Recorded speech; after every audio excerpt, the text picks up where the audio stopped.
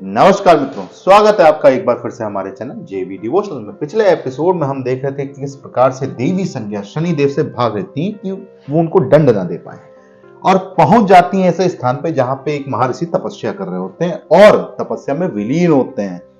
अब शनि देव पे देवी संज्ञा प्रहार करती हैं। देव जो हमारे शनि देव होते हैं वो बचाव करते हैं, तो उनका जो प्रहार है देवी संज्ञा को वो लग जाता है महर्षि के अश्व को और वहीं पर मृत्यु को प्राप्त हो जाता है। महर्षि कहते हैं ये अश्व सामान्य अश्व नहीं था, बल्कि मेरे परिवार के एक सदस्य की भांति था।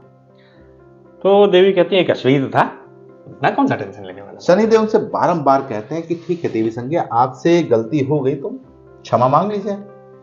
तो वो शनिदेव से कहती है कि अब मैं अरे किसी से भी माफी मांगती चलूंगी सूर्य पत्नियों में। तो उनका अहंकार जो है ना कम नहीं हो रहा होता है।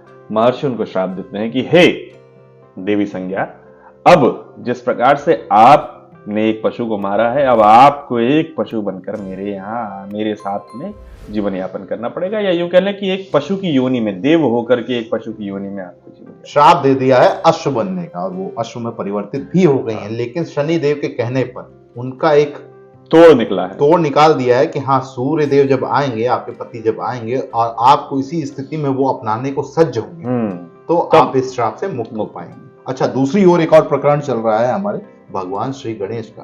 उनका जन्म हो चुका है, लेकिन डर इस बात का है कि शनिदेव किस बात से डर रहा है और शनिदेव का इसमें क्या रोल है। हाँ, थोड़ा सा देखिए, अभी तक भगवान गजानन गणेश की हम लोगों ने स्टोरीज कई एंगल से देखी है। एक स्वयं गणेश भगवान के माध्यम से देखी है, पार्वती देव के माध्यम से देखी है, महादेव के माध्यम से देखी है, कई लोगों की कहानियों के माध्यम से देखी। लेकिन पहली बार हमें जीवन में अवसर प्राप्त हो रहा है कि हम शनि देव के माध्यम से इस कहानी का नाट्य रूपांतरण और शनि देव की इसमें क्या अहम भूमिका थी वो जानने के चलिए बिना विलंब के शुरू करते हैं एपिसोड 168 पार्ट 1। देवी पार्वती ने अपनी संतान रची, सारी सृष्टि उसी का आनंद मना रही। ये तो बहुत ही शुभ समाचार है। मैं भी देवी पार्वती के पुत्र के दर्शन करना चाहूंगी। अवश्य देवी, बस एक ही विचित्र बात है, महादेव इस शुभ अवसर पर कैलाश पर उपस्थित नहीं है। आज्ञा दीजिए। क्यों ऐसा अनुभव हो रहा है कि कहीं कुछ है जो ठीक नहीं। क्या बात, तुम प्रसन्न नहीं हो? मैं तो बहुत प्रसन्न हूँ माता, बस समझ नहीं आ रहा है कि इतने शुभ अवसर पर महादेव कैलाश पर उपस्थित क्यों नहीं। अवश्य कोई भेद है। मुझे सदा कहते हो कि मैं व्यर्थ ही सोचती हूँ, व्यर्थ ही चिंता करती हूँ, और अब स्वयं वही कर रहे हो। अचानक शुभ समाचार मिले तो चिंता हो ही जाती है। बहुत कठिन परिस्थितियों के बाद महादेव शीघ्र ही लौट आएंगे और कुछ बुरा नहीं होगा। चलो हम भी कैलाश चलते हैं। शनि को मेन लीड में दिखा रखा है ना, तो सबसे पहले उन्हीं को आभास होगा। हाँ, सारी कहानी उनके इर्द गिर्द दिखाई जा रही है कि उनको क्या लग रहा है। हाँ, उनके प्रोस्पेक्टस से क्या है। लगता है बर्फ पड़ने वाली है। भाई हम ठंडी पर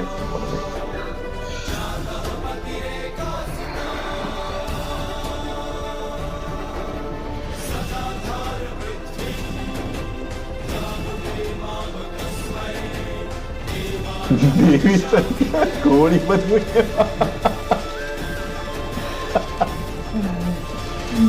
इतना सुंदर और अद्भुत है कैलाश।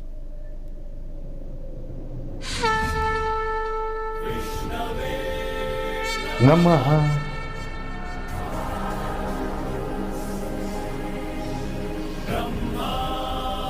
नमः। प्रभु, देवी पार्वती कब हमें विनायक के दर्शन करवाएंगे?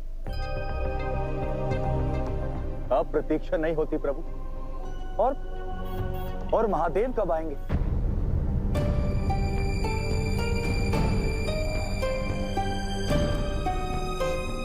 शीघ्र प्रतीक्षा कीजिए। कोई तो रहस्य महादेव का नाम सुनकर नारायण के मुख पर भी चिंता आई।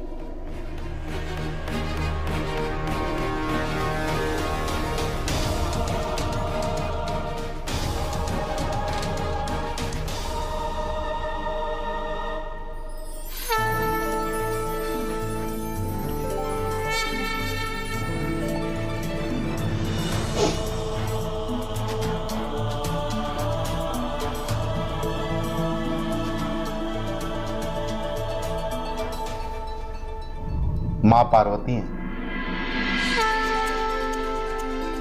अद्भुत।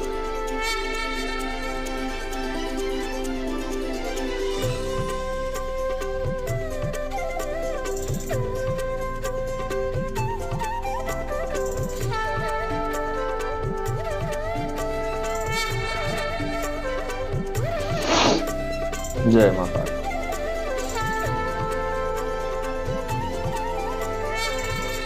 देवी पार्वती की जय हो। देवी पार्वती की जय हो। देवी पार्वती की जय हो। देवी पार्वती की जय।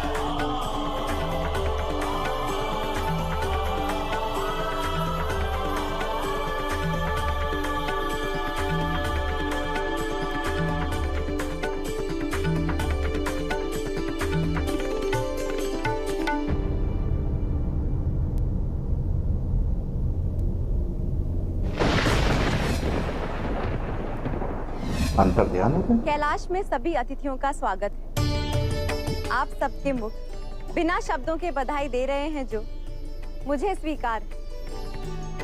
लंबे समय से मेरी कामना थी कि मुझे पुत्र रत्न मिले। अंततः मेरी कामना पूर्ण हुई। अब आपसे आशा है आप सबसे आशीर्वाद और स्नेह की ऊर्जा लेकर हमारा पुत्र संसार में शुभता का नया प्रकाश लाएगा। आपने अपने पुत्र का नाम क्या रखा है देवी? विनायक।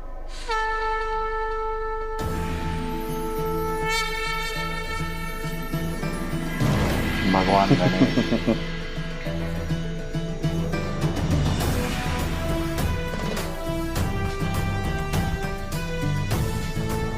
अच्छा कैरेक्टर चूज किया। गोलू गोलू।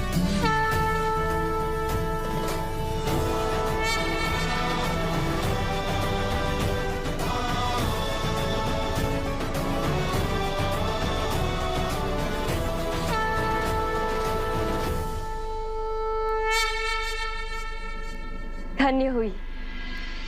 तेजमय विनायक के दर्शन मात्र से ही सारी चिंता मिट गई। महादेव का दुलारा महादेव की संतान से भेंट करने नहीं आया। शनि कहाँ है देवी छाया? अरे अभी तो यही था, कहाँ चला गया?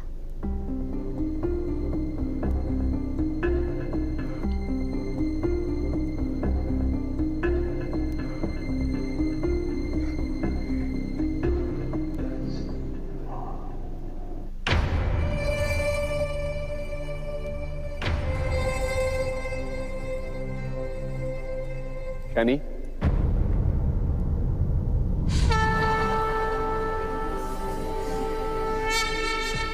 प्रणिपात नारायण, आप यही जानना चाहते हैं ना कि मैं वहां से क्यों चला आया? नहीं जानता, बस इतना ज्ञात है कि वहां मन व्याकुल हो रहा था। इतने शुभ और पावन अवसर पर कर्म फलदाता का मन इतना व्याकुल क्यों? ना मैं समझ सका और ना ही समझा सकता हूँ नारायण। एक विचित्र सा पूर्वाभास हो रहा था और मन में कुछ संदेह भी है। पहला कि इतने शुभ अवसर पर महादेव यहाँ उपस्थित नहीं है, और दूसरा जब देवराज इंद्र ने कहा कि माता पार्वती ने अपनी संतान रची, तभी से मन व्याकुल है। उन्होंने ऐसा क्यों नहीं कहा कि माता पार्वती ने एक पुत्र को जन्म दिया है? क्योंकि उन्होंने सत्य में उस बालक को जन्म नहीं दिया। उन्होंने अपने उपटन से खेल खेल में उस बालक को रचा और उसमें प्राण फूंक दिया।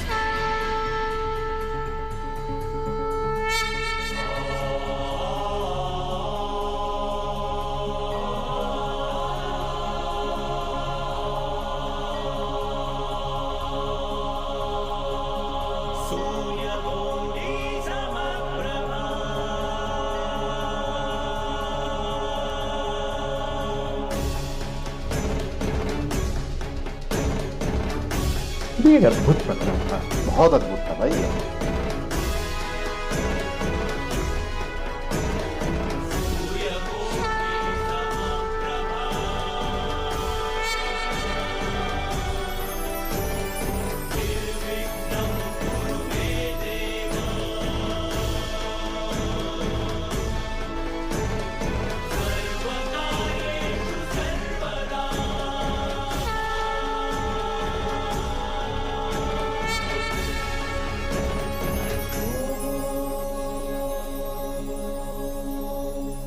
माता,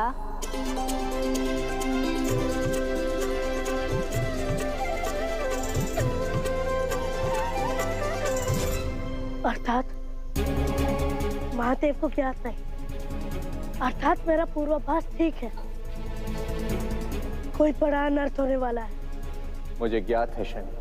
प्रश्न ये है कि तुम इस स्थिति में क्या करोगे।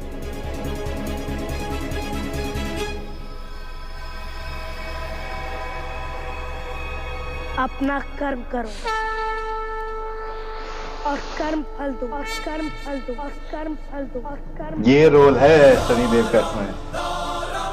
मुझे विश्वास कि अपना कर्म करते जाने पर सब कुछ शुभ होता है। आशा है तुम्हारा विश्वास खरा उतरे शनि। तुम्हारे वहां उपस्थित होने का समय हो गया। मेरी चेतना कह रही है नारायण कि मुझे उत्सव स्थल से दूर रहना चाहिए।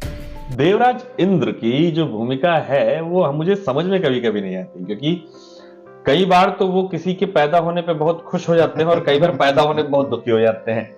क्योंकि भगवान गणेश के पैदा होने पे वो जितने खुश हैं, शनिदेव के पैदा होने पे उतने ही दुखी थे। हाँ। ठीक है। तो अच्छा, कैसे इस प्रकरण को हम लोग शनिदेव की आंखों से देख रहे हैं, ये थोड़ा सा हमको मतलब अजीब लग रहा है। अजीब तो लग रहा है क्योंकि आज तक हमने ऐसे- बाल गणेश मूवी देखी है, तो हाँ। हमने भगवान गणपति के दृष्टि से देखी है उसको।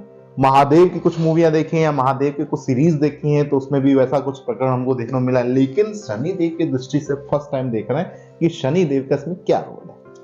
अच्छा, जहां भी इसकी बात हुई है वहां पे शनिदेव सही में नदारद दिखे। जहां पर भी गणेश जी की बात हुई है वहां शनिदेव का कहीं जिक्र नहीं, इसलिए शनिदेव दूर भी रह रहे हैं, बार बार दिखाया भी जा रहा है। ये प्रकरण महादेव को अभी पता नहीं है।